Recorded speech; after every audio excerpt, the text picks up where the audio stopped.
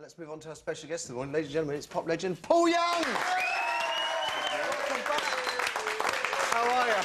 Yeah, I'm very well. Good. Now, it's hard to believe. It's now 25 years since Paul's debut album, No Parlez, featuring Whenever I Lay My Hat and Come Back and Stay, made its #1. 25 years. Yes, I know.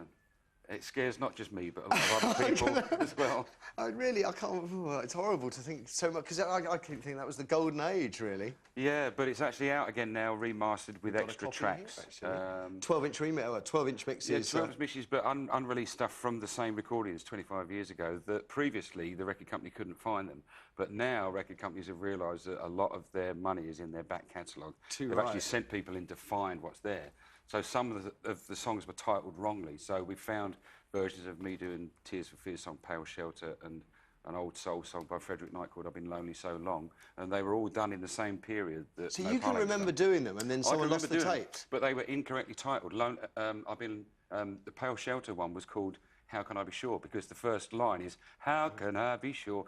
And so the engineer wrote it down as that. That's why no one could find it, you know. So it's stupid that an incorrect... Is this the lot? Is this everything that you can remember from those sessions is here, or yes. There's other stuff as well you can vaguely remember? No, everything that was done in 1983 now we've found, and we had to finish off Pale Shelter because we only got halfway through, and then I was so pompous I thought, oh no, it's far too well known to do that one, and put it off to one side. Is that right? Is it nice looking back and getting stuck into it?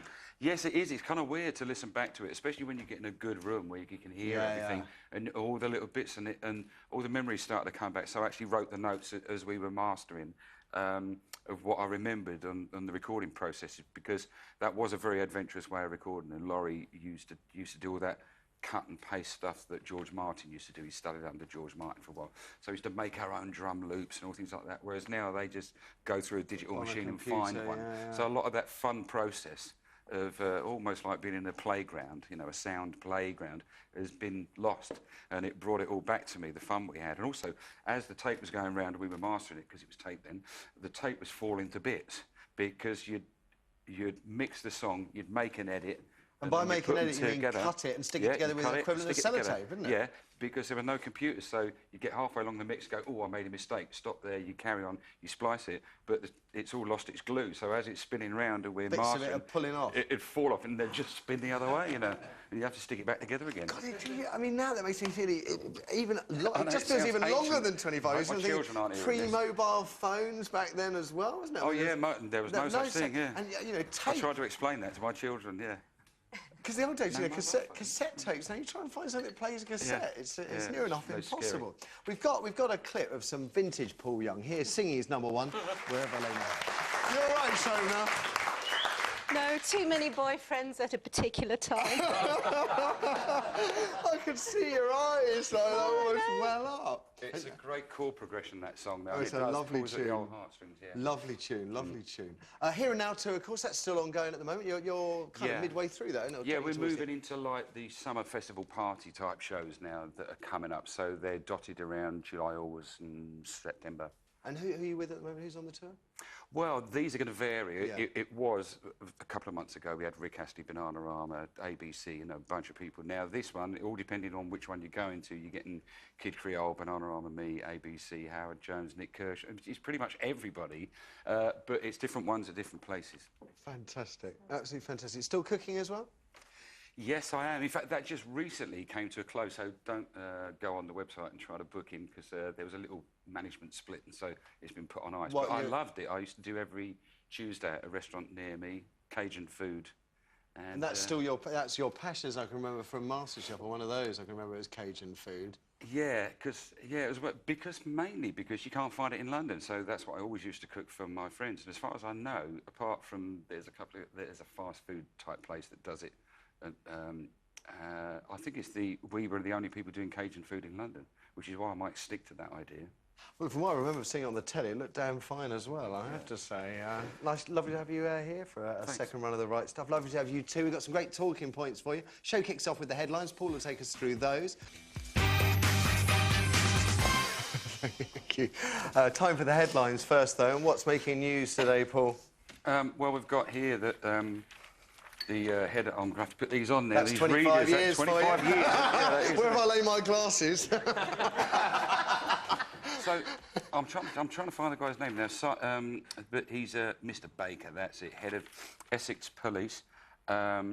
He's saying that soon police are going to have to abandon the beat completely, which I thought they'd kind of done because it's been handed over to community police or whatever they're called.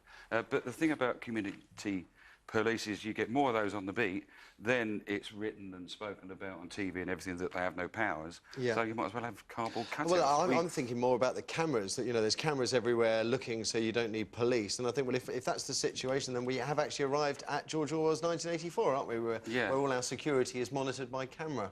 Yeah, but then we've got a knock-on effect then, which is leading to a few other stories that are coming up. OK. Is that if you've got cameras, children and if you're a bit of a thug in your teens, you know, a camera's not going to put you off. No. So you need people on the beat. I'm with you. And it is a real shame. OK, so that's no bobbies in the beat in the future. Anything else?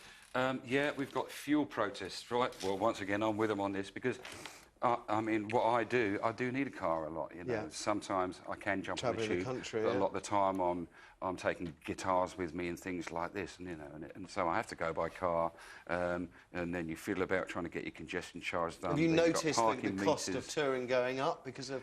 Yeah, you notice that as well, you know. Now they've got pay by phone parking, so I did that, and then 3 minutes later I got a parking ticket.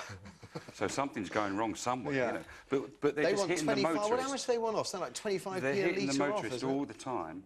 I can't remember what it is, but the trouble is, it's like they're saying, it's madness to insist on charging the highest level of fuel duty in the EU. So why have we got it? I mean, why is it that all the English haulier companies are going to have to go bust?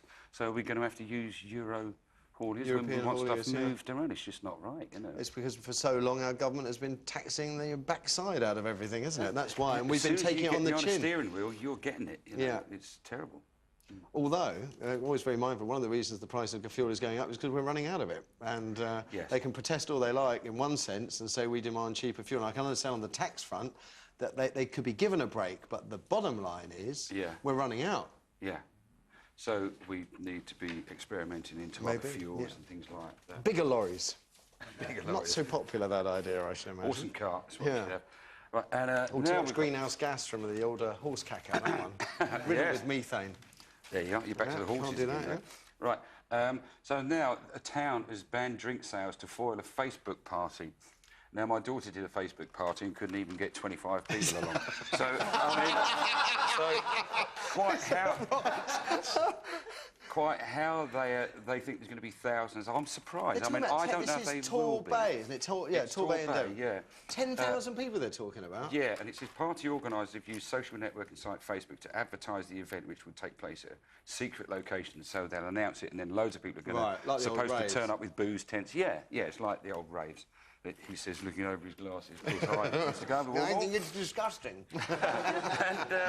But I'm still I'll be very surprised if it happens on such a grand scale. I think they're panicking a bit. Yeah, well, I reckon you could well be right. I think a lot of it depends on the weather, really, because I don't know about you, but standing on a windswept beach in the pouring rain on a Saturday night doesn't do it for me. No. And then another quick bit of nonsense here is nicknames ban on gravestones, where...